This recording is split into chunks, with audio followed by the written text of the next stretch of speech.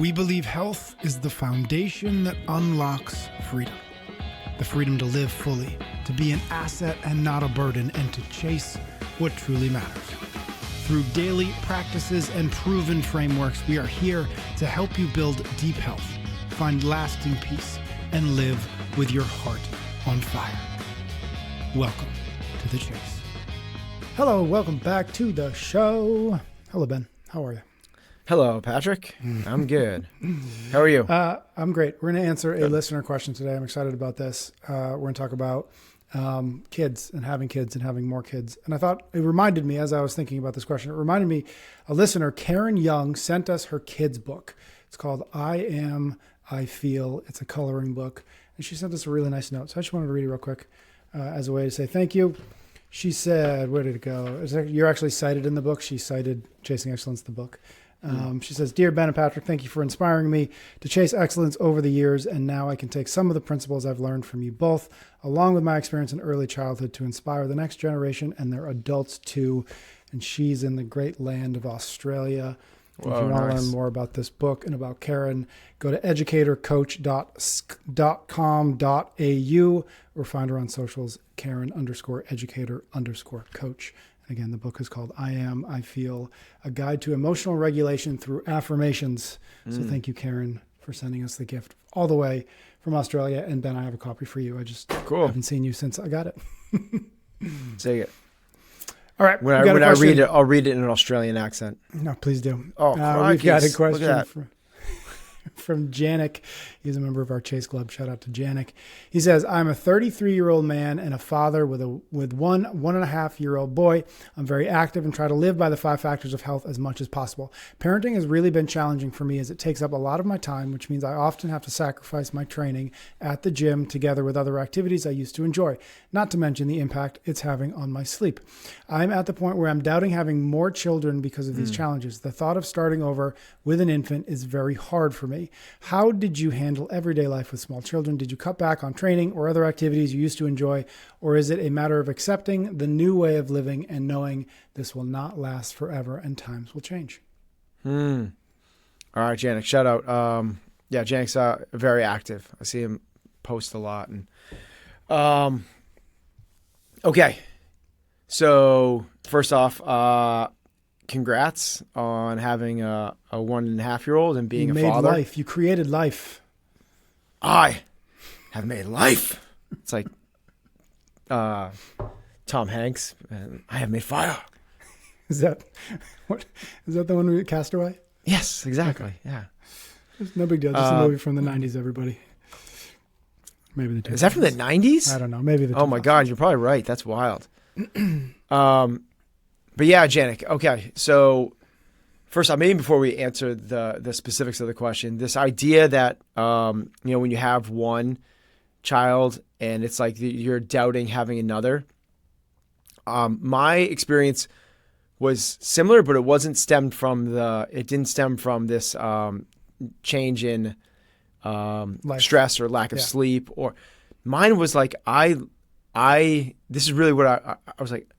I have never felt this level of unconditional love, right? Which is like this love for this thing, no matter what this little baby does, like I've never felt this.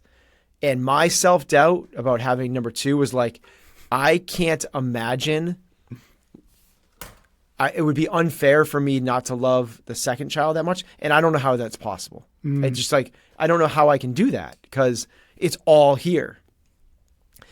And what, just to kind of maybe explore that issue with people is that obviously love is not like pouring from a watering can. It's infinite, right? And there's no fixed amount that you have to divide up in any which way. So this is my way of saying to Janik that different struggles, but man, I'm really glad that had a second child. So I know you're going through some changes and maybe some challenges and maybe some crap, pun intended. But the first kind of realization is that life, business, whatever happens in seasons, right? And there's seasons. There's times for growth. There's times for work. There's times for buckling down and enduring. There's times for harvest. There's times for rest. There's life. It's not a linear path. It's going to come in these different waves. And the one you're in right now is not the one you were in before. You're in a different season. So just kind of recognizing that and realizing that this doesn't last forever. So part of this is just knowing, I think of this in terms of, in terms of like business, or even family. I think of it, that idea that the call is coming. Like the call in the middle of the night that something has happened, and the proverbial call, right? It's like in air quotes. It doesn't have to be a call. But you're going to have to go and do this. You don't want it to happen, but there's going to be a time for all of us that's necessary for us to heed the call and rise to the challenge. And whether that is your kid is sick and you need to, in the middle of the night, take them to the hospital, whether that's the fire alarm going off in your house and you have to get your kids out and you're not going to sleep very well. These are all very, very short things, right? That are going to affect you for one night. But how you respond to that is big, and it's coming. And it's going to happen to all of us. All of us are going to experience that in different forms or fashion. Sometimes it doesn't happen in one night. And, the work thing is a great example where there might be 2 or 3 week stretches where you're crazy overwhelmed, where you're anxious, where you're stressed out, where you dread work and the work environment and the workload and what you're doing. And you just, you want to do anything other than what you're doing. Those things pass. One is you experience for a day or a night. The other experience for weeks. Sometimes it's longer than that. It's truly a full season. We had a down spell in our business. Something like COVID happens, or where Janik is, you're now 18 months into this, and it's a long one. But again, this realization that it's seasonal and it's not going to last forever, you're going to come out on the other side. Mm-hmm. And when you stop fighting that, when you kind of surrender to the seasonality as a realist mindset of like, hey, this is part of it, you stop feeling like you're losing is really what happens. And instead you can start winning, and you can win in different ways. The way you were winning before was you were winning at training. Now the energy, this kind of goes the opposite way I was just talking about with the watering can. Now, instead of pouring as much as you did into training, some of that is now a requirement that you have to pour into your child, and probably even more so into your relationship and your home life. But that's still winning. And if we reframe that, understanding that this season requires this, mm-hmm. It's very different than, well, now I can't do this, so I'm losing. That's not the case. It is you as a holistic person. Part of that is your training, but it is far from the totality.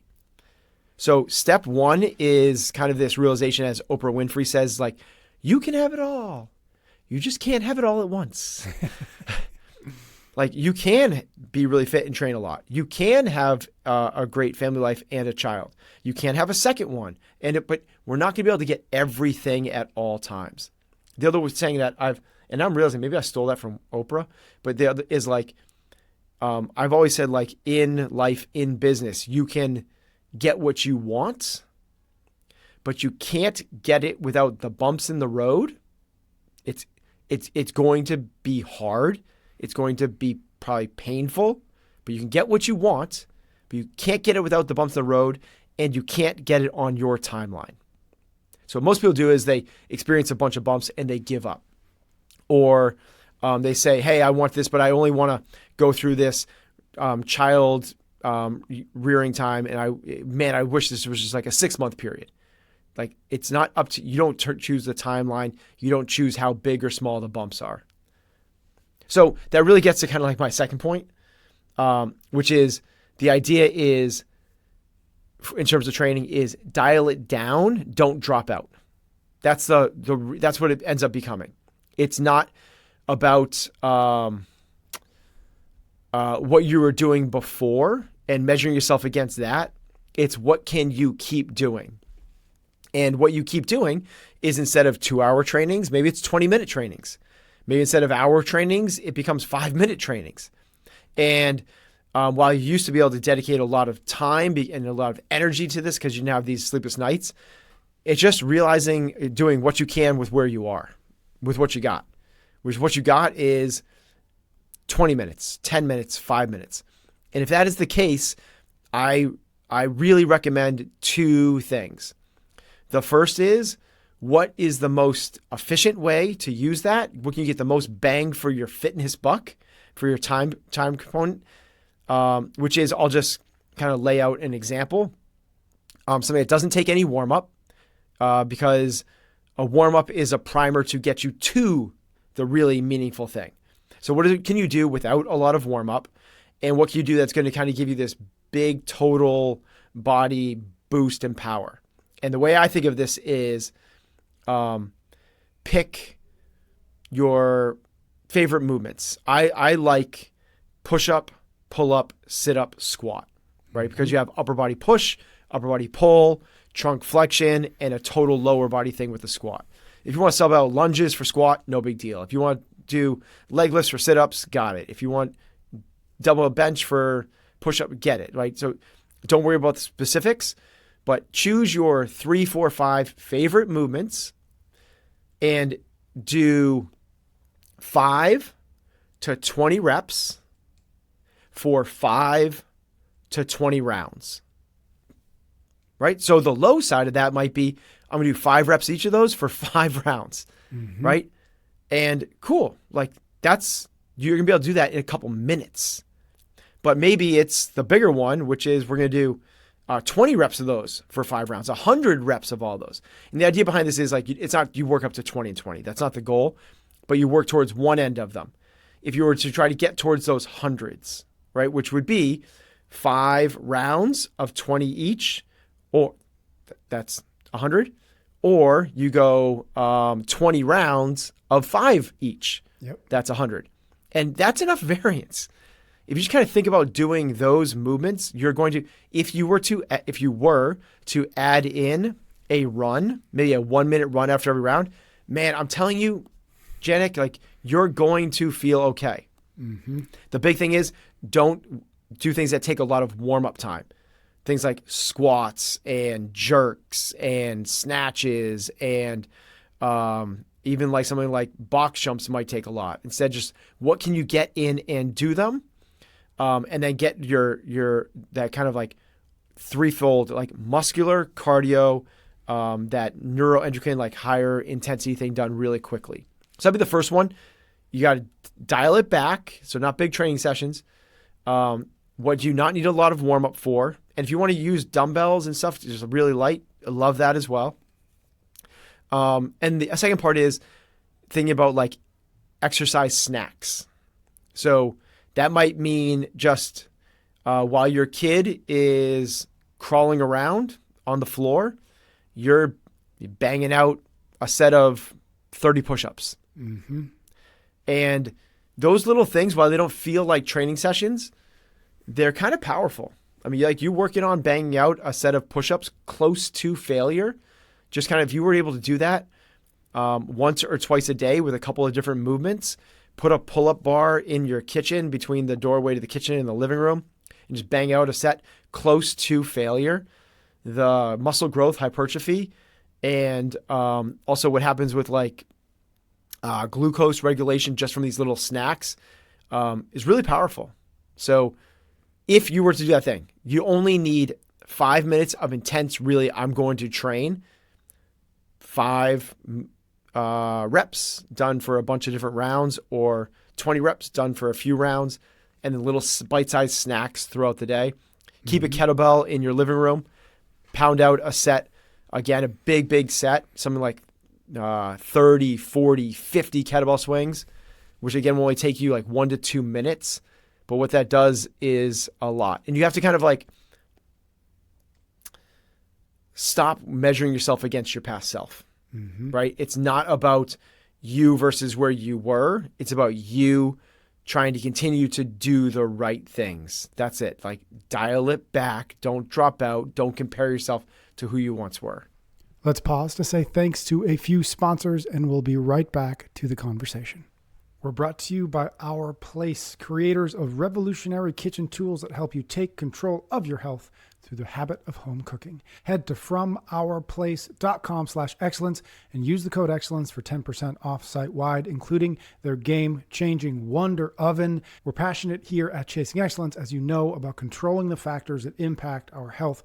And of course, that includes what we eat, but it also includes what we cook with. That's why I use my Our Place Wonder Oven nearly every day. It's a toxin-free air fryer and toaster oven made from pure stainless steel and glass, not the typical plastic-heavy alternatives. This powerhouse has sold out 8 times because it combines unmatched performance with genuine health consciousness, and it's a beauty on your countertops to boot. It will help you maintain your nutrition goals by making meal prep easier and more consistent. So if you are ready to upgrade your kitchen with gear that supports your health journey, visit FromOurPlace.com/excellence and use the code excellence for 10% off everything on the site. We're brought to you by Momentous, the nutrition company that's setting the gold standard for science-backed supplements that support your physical and mental freedom. Visit livemomentous.com and use the code excellence for 35% off your first subscription to the Momentous 3, your foundation for lasting health. You know, when we talk about health as freedom on this show, we're talking about building a foundation that lets you chase what truly matters. That's exactly why we personally use the Momentous 3 every single day. They're high quality protein, creatine, and omega-3s. Whey protein helps with muscle recovery and immune function. Their pharmaceutical grade creatine supports both physical performance and cognitive function, and their pure omega-3s are sourced from low mercury fish to support brain health. What I love most is their commitment to quality. Every product is NSF or Informed Sport certified with 0 artificial ingredients or fillers. Head to livemomentous.com. Use the code excellence for that 35% off your first subscription to the Momentous 3. We're sponsored this time around by Mudwater, the innovative wellness brand that's helping people break free from their coffee dependency with a delicious blend of adaptogenic mushrooms and organic ingredients. Visit mudwater.com today. That's MUDWTR.com. Enter the code excellence to save up to 43% off of your order, plus receive free shipping and a wonderful, very useful, rechargeable frother. If you're like I used to be, living from one coffee rush to the next, then you need to hear about Mudwater. Switching to their original blend, your energy levels will be completely transformed. No more midday slumps or feeling wired and anxious. The magic comes from their perfect combination of organic ingredients, cacao and chai for a subtle caffeine boost, lion's mane mushroom for mental clarity, and both chaga and reishi to support your immune system. Everything is 100% USDA certified organic, vegan, and completely free from artificial additives, much like you. Transform your morning routine by heading to mudwater.com, MUDWTR.com. Use the code excellence for up to 43% off your order, plus free shipping and a rechargeable frother. Okay, now let's get back to the show. One thing I was thinking about as you were going through that, and to shift gears just a little, I was thinking about the conversation we had with Chris Irwin about fear. And I think I was thinking about that because I was exactly in the same boat that Janik was in. After our first was born, I didn't even want to consider the conversation about having a second. And a large part of that was because my oldest wasn't a great sleeper. And so it was months and months and years of, am I ever going to get enough sleep again? Yeah. And so it was a hard conversation, but like you, for other reasons, but like you, I'm more than happy that I was talked into it. But I was thinking about the conversation with Chris, and I was thinking about myself in that position, in that boat, in the very similar, if not exactly the same context as Janik. And I guess I would just ask him, what are you afraid of? Because it seems like you're resisting something. You're afraid of something. You're afraid of something not happening, or you're afraid of something happening if we were to have another kid. Because Janik knows, and you said this right at the top, like, how could I love anything that add another one, and you will realize that you have an infinite wellspring of love in you. And you know that already having one kid. And so it's not a question of like, I don't know if I want another kid, because you will, because that's what they do. They bring that much joy to our lives. And so the question then would be like, well, what am I afraid of? And I love everything you just laid out, because I think when I think back to myself, it's, well, I'm never going to get back to the gym consistently. Well, I'm never going to get enough sleep. Well, I'm never going to fill in the blank. And when you can actually articulate this, and again, I wasn't able to, I was sort of just in a 18-month confused state of fog, because I couldn't articulate this, because I didn't recognize, oh, what's happening is I'm afraid of something. What am I afraid of? If you can articulate what you are afraid of, you can start to build countermeasures and strategies against that. A perfect strategy is what you just laid out, Ben, with that sort of that training paradigm shift for Janik. Whether it's movement snacks, whether it's here, pick your five favorite, whatever it is, that's a strategy against the fear of I'm never going to work out again, or I'm not going to work out as consistently as I used to. I'm never going to have muscle ups again, whatever the heck it might be. When we give ourselves a strategy that is that stands in the face of, or that recognizes the fear that we have, we begin to see past the fear, and we begin to see how it's possible that we can do the thing. And yeah, we're talking about a kid now, but this could be any number of things. Once we're able to identify, what am I scared of? I can put something in place to say, okay, if I do that, it's not so scary. And then suddenly the thing that is so scary isn't as scary. I'm going to take a stab at what he's scared of. Mm-hmm. Because for most people, this is the scariest thing. And it's the loss of identity. Mm. Janik was a hard charger. Janik was somebody that prioritized sleep, training. He ate really well. He had lots of energy. Yep. Fittest guy amongst his friends. Yep. Had a bunch of activities he used to enjoy. That's what he says. That's right. Yep. And now he's not that. Because it seems like the challenge is like time and tiredness, but it's not. It's actually, the challenge is a changing of identity. Yep. We don't want to let an old version of ourselves dictate whether we are winning or losing. Mm. Because we need to be, that it's kind of weird dichotomy of like, I'm the type of person that, fill in the blank, is the most powerful statement we can make, because as humans, we have this massive desire for self-confirmation, to prove to ourselves that we are that type of person. If you truly believe I am the type of person that's what your actions are just going to follow. And that works both positively and negatively. Yep. I am the type of person that doesn't smoke cigarettes. Guess what happens when you're around people that smoke cigarettes? You're like, no way, man. No, thank you. It's only because of that. It's your identity.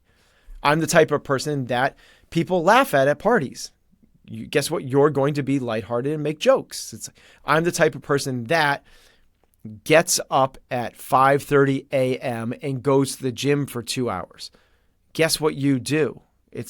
I'm the type of person that can never get ahead in work and job. Like, that's identity is a really powerful thing.